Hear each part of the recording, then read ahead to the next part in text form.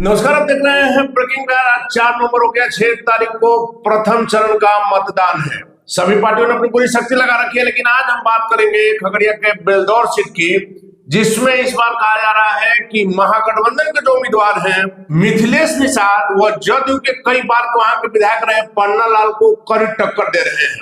और मिथिलेश निषाद के लिए महागठबंधन के बड़े नेताओं ने, यहाँ तक कि राहुल गांधी ने भी वहां सभा की है और काफी अच्छी स्थिति में है। तो क्या महागठबंधन वहां से बेलदौर से इस बार जीत की ओर बढ़ रहा है? पूरे बिहार में कांटे की टक्कर है, लेकिन बेलदौर सीट का क्या समीकरण है, उसी पर चर्चा करेंगे।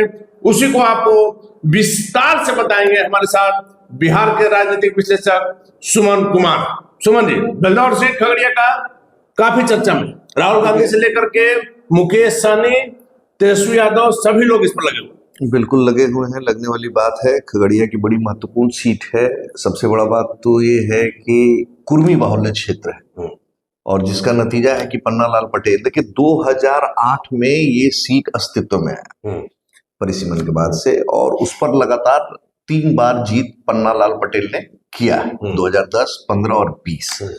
जैसा कि मैंने अपने वीडियो में स्पष्ट तौर से शुरू में ही कहा कि कुर्मी बाहुल्य क्षेत्र है। देखिए, मैं चाहता हूं कि पहले वहां की जो जातीय संरचना है उसके बारे में थोड़ा प्रकाश डाल दूं, क्योंकि बिहार में जातीय संविधान के बिना तो बोलने की कल्पना नहीं कर सकते। बेलदौर जो है वो खगड़िया लोकसभा का एक पार्ट है, इसको समझना होगा। जो भी हम जातिगत डाटा देते हैं उसमें 2-4-5 हजार ऊपर नीचे होने की गुंजाइश बनी रहती है। ये एक लमसम डाटा है, क्योंकि बिहार सरकार ने जाति के हिसाब से तो किया है, लेकिन क्षेत्र के हिसाब से उसको प्रकाशित नहीं किया। तो उस हिसाब से अगर आप देखें तो बेलदौर में तकरीबन 75,000 के आसपास में कुर्मी समाज की संख्या है। वही अगर आप निषाद, जिसको मल्लाह कहते हैं, और कहा जा रहा है कि वीआईपी कि सुप्रीमो मुकेश सहनी महागठबंधन में चले गए हैं और मल्लाह समाज पूरी एकजुटता के साथ उनके साथ लगा हुआ है, उन मल्लाहों की संख्या भी 45,000 के आसपास में है। और मल्लाह वोट पूरी तरह से कहा जाएगा कि मुकेश सहनी के साथ है, जैसा कि वो दावा करते हैं मल्लाह जी।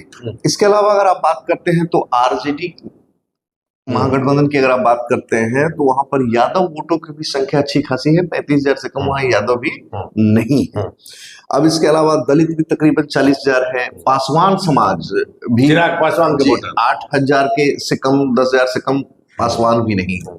इसके अलावा सवर्णों की बात की जाए तो सवर्णों की संख्या वहां को बहुत ज्यादा नहीं है, करीबन 17-18,000, 20,000 के आसपास में सवर्ण भी आपको उतने ही में पैक हो जाए, लेकिन निर्णायक है ना। और मुसलमान की बात अगर हम करते हैं तो मुसलमान और सवर्ण लगभग उतने ही हैं। जैसे मुसलमान भी आपको 17-18,000 के आसपास में है और सवर्ण भी उतने। टोटल मिलाकर कितना आ रहा है?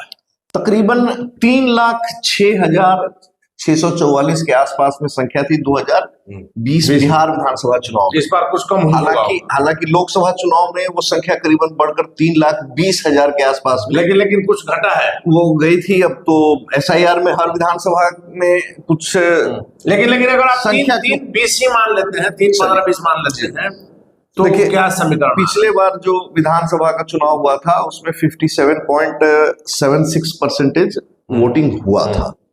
जैसा कि हमने स्पष्ट तौर से कहा कि कुर्मी बाहुल्य क्षेत्र है और पन्ना लाल पटेल जो कि जदयू के विधायक हैं, वहां से हैट्रिक लगा चुके हैं। पिछली बार की अगर बात करें तो 56,541 वोट, यानी तकरीबन 31.9% वोट के आसपास में उनको प्राप्त हुए। उनका सामना था कांग्रेस के चंदन यादव से, तो चंदन यादव को भी 51,433 वोट आया था, जो कि तकरीबन मतलब 5,000 कुछ वोटों से उनकी हार हुई थी। 5,108 वोट से हारे थे। लेकिन लोजपा जो कि वोट कटवा के तौर पर थी, नहीं, वोट कटवा की तौर पर नहीं थी, अपने वर्चस्व के। लेकिन एनडीए से अलग लड़ा, कहा जा रहा था कि नहीं, बीजेपी की भी टीम है। इन शब्दों का इस्तेमाल हम नहीं करेंगे। तो मिथिलेश निषाद जो भी वर्तमान में अभी कांग्रेस के प्रत्याशी हैं, महागठबंधन के प्रत्याशी हैं, उस समय लोजपा के प्रत्याशी थे और उनको 31,229 वोट आएगी। अब देखिए, सबसे बड़ा मैंने क्यों बोला कि अभी पूरी पिक्चर अभी इसकी बाकी है। देखिए, लोजपा के बारे में कहा जाता है कि पासवानों की पार्टी है।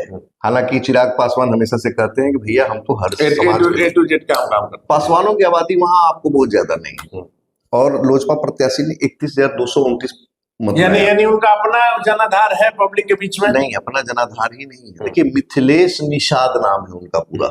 निषादों को वोट मिला? हाँ बिल्कुल, निषाद समाज का वोट भी उनको अच्छी खासी संख्या में मिल गया था, जो कि पन्नालाल पटेल, देखिए उस समय वीआईपी जदयू के साथ था, इस चीज को समझना होगा। तब मिला, वीआईपी जदयू के साथ था और मिथिलेश निषाद को वहां पर इतना वोट मिला, यानी कि निषादों ने कुर्मी को वोट न करके अपने समाज के लोगों को वोट देने का काम वहां पर किया। तो इस तरीके से आप देख रहे हैं कि 31,229 वोट उनको आया था। उसके पहले अगर हम जब चलते हैं तो 2015 जब जदयू और आरजेडी एक साथ चुनाव लड़ने का काम किया था और भाजपा, लोजपा, हम और बाकी सारी पार्टियां एक साथ, उस समय पन्नालाल पटेल को 63,216 वोट आया था, जो कि तकरीबन कुल वोटों का 37.8% 63,000 आया था 2015 में जी। और उस समय भी मिथिलेश निषाद चुनाव लड़ रहे थे और उस समय भी वो लोजपा के ही कैंडिडेट हुआ करते थे। उनको उस समय वोट आया था 49,691 वोट। तो अब देखिए, परिस्थिति ऐसी है कि 29.72% वोट उनको आया। इंडिपेंडेंट्स भी उस समय भी काफी थे, सीपीआई भी अलग लड़ी थी। इंडिपेंडेंट एक विजय पांडव थे, 15,000 वोट ले आए थे। प्रभाकर प्रसाद सिंह सीपीआई से 9,000 वोट ले आए थे। ये सीपीआई वाला वोट थोड़ा ध्यान रखिए, ये जो सीपीआई का वोट जो अलग लड़ा था तो ये आ गया था। अब देखिए यहाँ पर परिस्थिति क्या हुई। हमने शुरू में ही बोला 2010 में भी पन्नालाल पटेल को जदयू से थे 45,990 वोट आया था। उस समय लोजपा से सुनीता शर्मा को उन्होंने तकरीबन 15,738 वोटों से हराया था और लोजपा के प्रत्याशी सुनीता शर्मा को 30,000 के आसपास में वोट आया था। 2015 में भी तकरीबन 13,000 की मार्जिन से जीते थे, लेकिन 2020 आते आते पन्नालाल पटेल की मार्जिन घटकर 5,108 हो जाती है। अब देखिए, अब सीन बदल गया, 2025 आ गया। 2025 आ गया तो इसमें कई सारी चीजें परिवर्तन। लोजपा एनडीए के साथ चली जाती है, वीआईपी महागठबंधन के साथ चला जाता है। तो वीआईपी महागठबंधन के साथ चल जाता है तो आपने देखा होगा कि 2020 में वीआईपी मुकेश सहनी अपनी जाति का वोट जदयू के कैंडिडेट की तरफ नहीं, मिथिलेश निषाद को ही मिला। हाँ, मिथिलेश, आप वहां तो जानने की समझ है, खगड़िया में घूमने का समझ नहीं, 31,000 वोट आखिर आया कहां से आया लोजपा को, तो वही चीज हम बता रहे हैं। दूसरा चीज क्या है कि जब पन्नालाल पटेल को, यानी देखिए होता क्या है ना कि आप कितना भी किसी भी क्षेत्र में अगड़ा बनाम पिछड़ा कर ले, हिंदू बनाम मुस्लिम कर ले, लेकिन होता क्या है कि किसी भी विधानसभा क्षेत्र में जो वहां की दो अधिक संख्या वाली जातियां होती है उनमें आपस में कंपटीशन लगा रहता है। अधिकांश मामलों में ऐसा देखा गया है। अब कुर्मी के बाद सबसे ज्यादा वहां संख्या निषादों की है। देखिए, निषादों में भी राजनीतिक चेतना आई है, जैसे कुशवाहा समाज में राजनीतिक चेतना आई है, निषादों में आई है। मुकेश सहनी का भी रहे हैं कि हम डिप्टी सीएम बनेंगे, तो निषादों को भी लग रहा है कि हमको कुछ ऐसा करना होगा कि हमारे समाज का भी राजनीति में एक स्थान बने और हमारे लोग भी जब किसी तरीके की पैरवी करने के लिए किसी तरह की बात करने आए तो हमारे समाज के भी लोगों का नाम लिया जाए और हमारे समाज के लोगों का भी काम हो। इस तरीके से आप देखेंगे कि यादव, मुसलमान, निषाद, अच्छा वहां पर आप जाएंगे तो देखेंगे बेलदौर में वैश्य समाज भी बहुत कुछ नाराज है। देखिए वहां पर जो उसकी नाराजगी का भी फायदा मिल जो मूलभूत जरूरतें हैं, देखिए खगड़िया ये सब आप जाइए, लगता है अभी भी 18वीं शताब्दी में आदमी चला गया। काफी पिछड़ा इलाका, कुछ न ढंग का अस्पताल है, न ढंग का स्कूल कॉलेज है, किसी भी तरीके से, मतलब लोग एक साधारण सी चीजों के लिए, हाँ आप कहीं भी चले जाइए आज के डेट में बिजली आपको मिल जाएगा, सड़क मिल जाएगा, इससे आप इनकार नहीं, लेकिन ना अस्पताल है, लेकिन ना ही आपको बिजली की वैसी स्थिति है। दूसरा चीज क्या है कि जब ना कोई कॉलेज है, जब लगातार आप सत्ता में रहते हैं तो वहां की खामियों को, वहां की कमियों को आपसे ही कोई आपके सामने ही विरोध करता है। तो पन्नालाल पटेल के लिए रहा इस बार बहुत मुश्किल है, चीजें बिल्कुल उलट है। आप देख भी रहे हैं 15,000 का मार्जिन, फिर 13,000 का मार्जिन, फिर 5,000 का मार्जिन।